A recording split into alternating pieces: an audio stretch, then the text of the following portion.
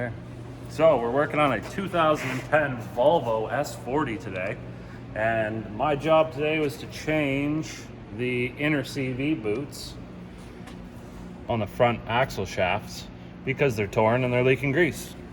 So I'll just run over a couple things that you're gonna have to take apart to get that shaft out. Starting with obviously the wheel. Once you get that off, you're going to get into taking the brakes off. So you'll start with your brake caliper. This pin has to, this pin has to come out. I'll show you. It slides in those two holes. You can just stick like a pry bar or a flathead screwdriver underneath there and just pop that off. And then these slider pins here, they are a 7mm hex. So you get those out, take your caliper off, and then you can take the bracket off that holds the caliper, this guy here, along with these two bolts. And these two are 15mm. Yeah, 15mm. And you take your brake pads out. Once you get those off, you can get the rotor off. I took the backing shields off. Well, this one was actually already missing, but I took the other side off. They're just 8mm bolts. There's 3 of them. There, there, and there.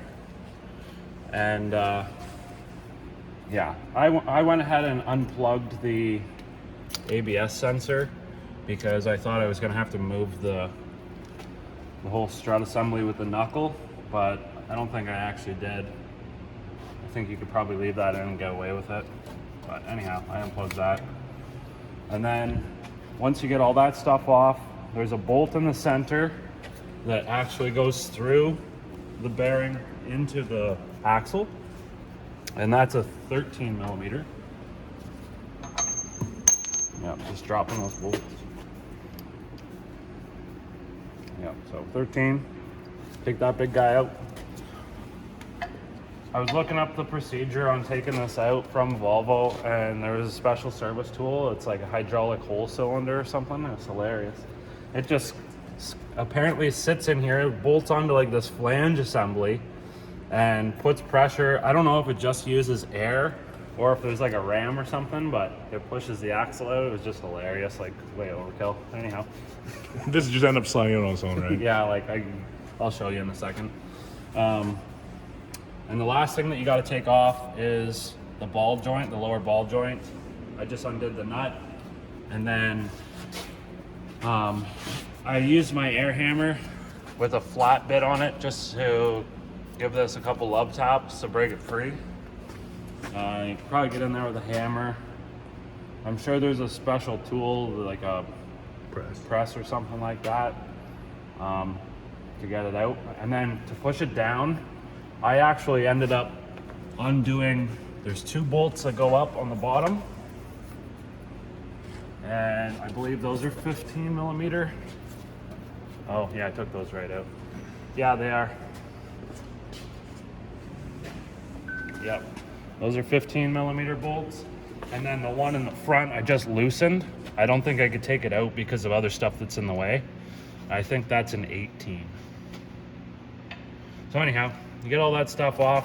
Now that I've loosened this stuff off, you can push this down. You can see it's binding, but anyhow, keeps from the bushings getting all bound up and ripping them out. So anyhow, that's, once you get this out, now you can move your whole assembly away to get the axle out.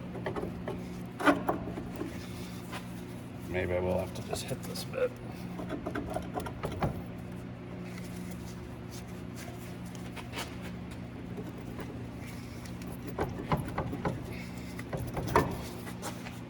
Okay, so this one actually is giving me a bit of grief and doesn't want to separate this between the splines, so I'm just going to use this here. I made sure that it does clear the splines on the inside. If you don't have something like this, you could probably just put the bolt in there and then give the bolt a little bit of a tap.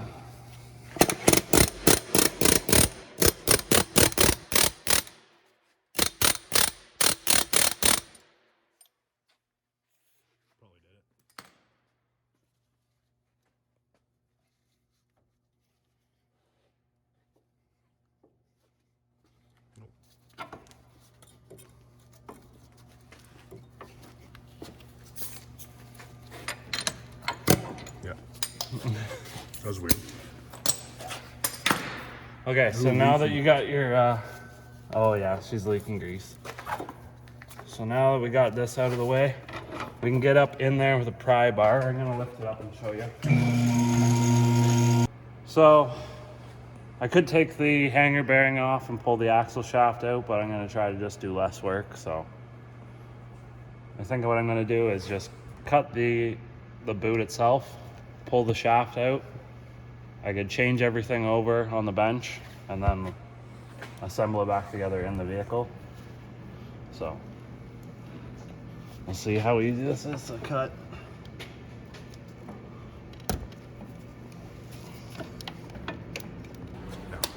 Okay, good.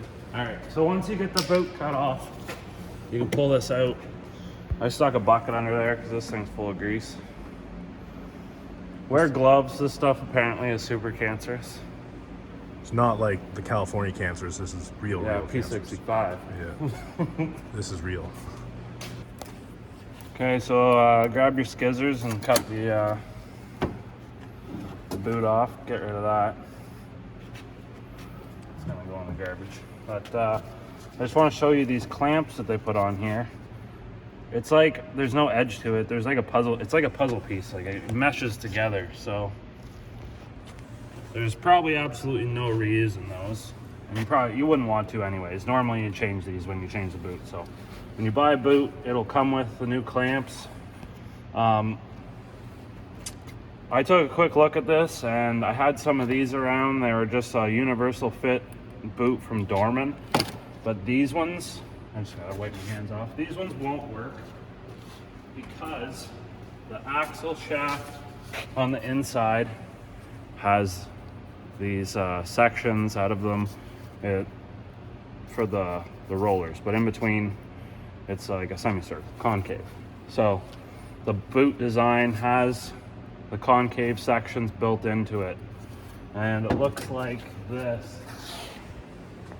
All right, so that's what the boot looks like on the inside. That's why you can't use a boot that looks like this, because it's just not gonna seal.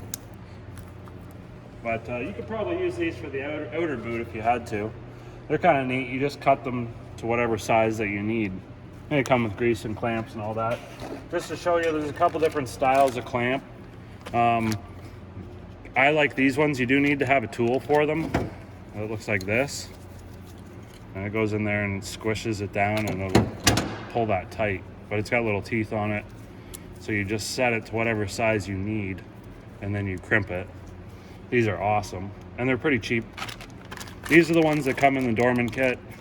I'm waiting for those other boots to show up tomorrow morning, so I don't actually have them here to show you putting them on, but you'll get the idea. We'll go over it once I get this piece off. So it'll be interesting to see what clamps come with it. I'm hoping that they're these ones.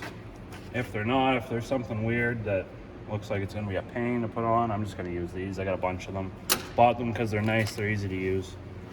The reason that they use these apparently is that they're low profile and that they don't interfere with anything. But when you look in the vehicle, there's nothing that they're gonna interfere with anyways. So, you know, maybe they're for weight or something like that, for balance, I don't know.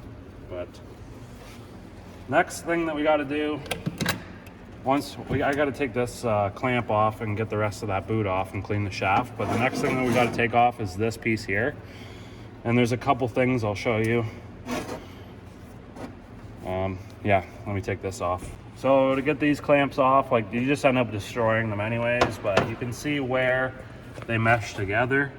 And I'm just going to take a sharpened punch and just give it a couple whacks.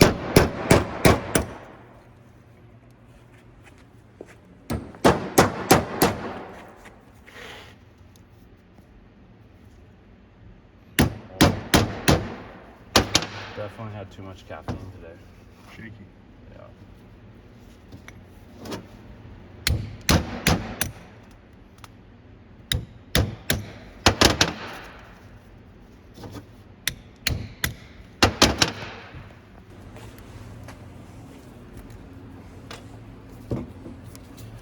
Then yeah, you can either cut that off, or once we get this piece off, then you can just slide it out. I got to clamp it in the vise to get this thing off because it's a real treat. So I'm just going to cut this thing off now using my utility knife or whatever. Try this knife.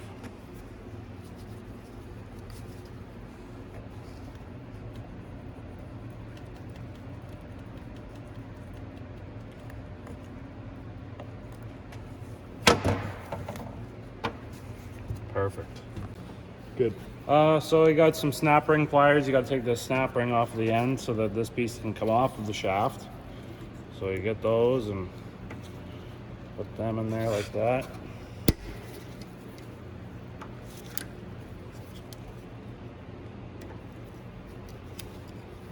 There's your snap ring. Try not to open it up too much. You don't want to break it or deform it. So set that aside somewhere safe that it's not going to get lost. Wear safety glasses. Yeah, wear safety glasses. You don't want to get one of those in the eye. Boing. Go ahead and clean these up. I use a bit of brake cleaner, but just keep in mind, I'm going to put a bit of heat on this thing because they get stuck on here real bad and can't get them off. So brake cleaner is flammable, then it gets in the bearing. So I just blew it out with the air gun and let it sort of sit there and evaporate so it's all gone. But now I'm going to grab something to mark this piece in relation to the shaft so you know exactly which splines it goes back onto. You could use like a Sharpie marker or a paint pen. Just seeing as I'm gonna put some heat on it, that's probably just gonna take that off. I like to use a punch, but this is actually pretty hard metal, and I had it sort of muck the punch up a little bit. So wow. Yeah, I'm gonna try to just put like a little dot on it.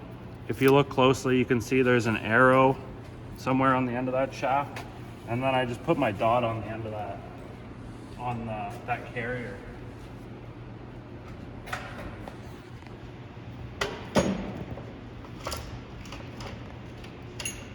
It's not gonna make a mark worth shit. Okay, so I was mistaken. It was a letter A on the other shaft. It looked like an arrow. So I'm just gonna choose one of these numbers so I know where it goes, which is gonna be 7 because it looks like a straight line.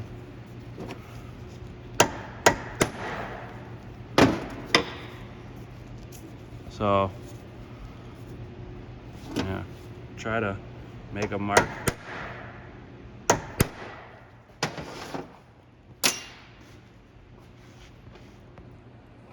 So I just took I had like an old punch in my box. I ended up putting a flat edge on it with a bit of an angle so that you can get up and put this on there like so.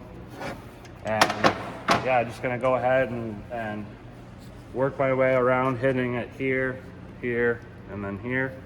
Just keep in mind, watch these rollers. They are very, very hard metal, but if you do strike them, you could chip them. Wouldn't be good. So I'm gonna see how if I can get this off without putting any heat on it.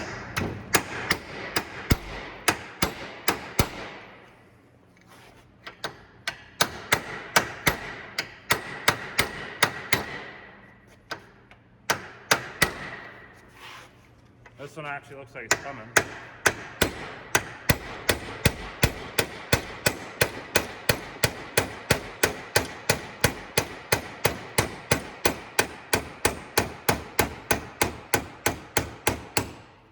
The other side did not want to come at all, and I've had that before with a BMW.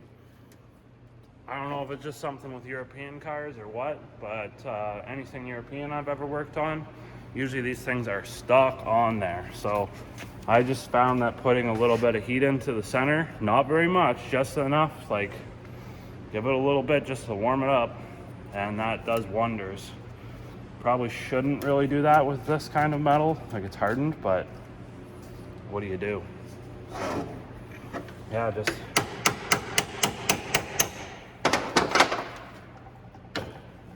there you go. So now we got that off. And like I say, we've got it marked so we know where it goes on here so that it's in the right orientation.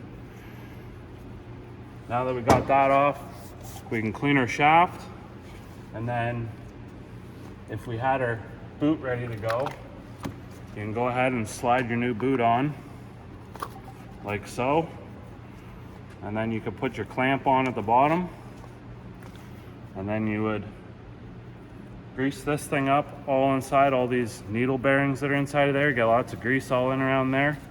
Put this piece back on, put your snap ring back on once this is on, and then just take your grease pack. Pretty well all these boots come with grease, or they should, and then fill this boot up full of CB grease, and then you would stick this end back on, right? These rollers go into there, like so. You can put grease inside of this thing too, get it all greased up, and then stick it on there, and then put a clamp on the outside, okay? But like I say, this boot doesn't work for this style. As you can see, it's just not shaped right, so something to pay attention to. Put the boot in the description, link to the... Yeah, so we got the boot for this Volvo we will stick in the description, and it is for both of the inner front CV shaft boots. I'll probably find an outer too and put it in there. Yeah. If you have any questions, throw them down in the comments below. Thanks for watching. Like, comment, and subscribe.